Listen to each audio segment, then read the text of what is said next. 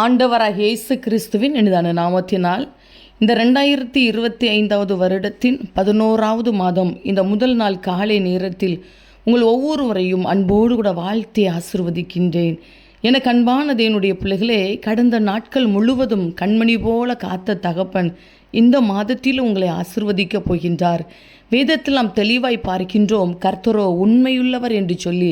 அன்பு சகோதரனே, அன்பு சகோதரியே, சர்வ வல்லமையுள்ள தேவனை நம்பி அவரை நேசித்து வாழ்ந்து கொண்டிருக்கிறீர்களா?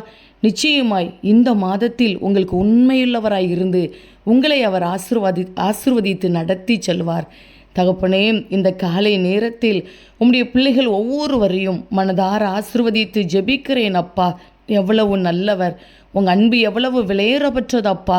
உண்மையுள்ளவராய் இருந்து உம்முடைய பிள்ளைகளை கர்த்தர் நடத்தி செல்கிறீர், இன்னும் நடத்த போகிறீர். அதற்காக உமக்கு கோடி ஸ்தோத்திரம்.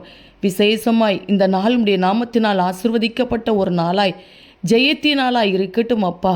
எந்தெந்த காரியங்களுக்காக முயற்சிகள் எடுத்தாலும் அந்த காரியத்தை வாய்க்க பண்ணி கொடுங்கப்பா. தேவைகளை சந்தித்து நடத்துவீராக. காரணம் இல்லாத மன அழுத்தங்கள், மன பாரங்கள், மன பயங்கள், மன துக்கங்கள் உடைய பிள்ளைகளை விட்டு மாறட்டும் ஜெபிக்கிறேன் ஐயா. இப்பொழுதே இந்த ஜப சத்தம் உடைய பிள்ளைகளுடைய காதுகளில் விழும்போதே புரிந்து கொள்ள முடியாத ஒரு தெய்வீக பலனும் நம்பிக்கையும் இவர்கள் இருதயத்தை நிரப்பட்டும் என்று சொல்லி ஆசிர்வதித்து ஜெபிக்கிறேன் அப்பா.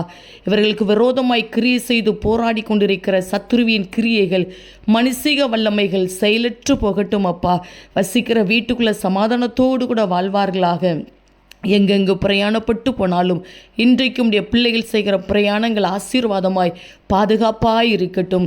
சகல தேவைகளையும் சந்தித்து நடத்துங்கப்பா. தகப்பனை, படிக்கிற பிள்ளைகளுக்கு நல்ல ஞானத்தையும் பாதுகாப்பையும் கொடுங்க. வேலை செய்கிற பிள்ளைகளை ஆசிர்வதிப்பீராக. தொழில் செய்கிற பிள்ளைகளை ஆசிர்வதிப்பீராக. கர்த்தர் இவர்களை நடத்தி செல்வீராகப்பா. மன நிறைவோடு இந்த காலை நேரத்தில் உடைய பிள்ளைகளை ஆசிர்வதித்து ஜெபிக்கிறேன். நீர் அப்படியே இந்த நாளை உடைய பிள்ளைகளுக்கு ஆசீர்வாதமாய் மாற்றி கொடுக்கிறீர். அதற்காக உமக்கு கோடி ஸ்தோத்திரம்.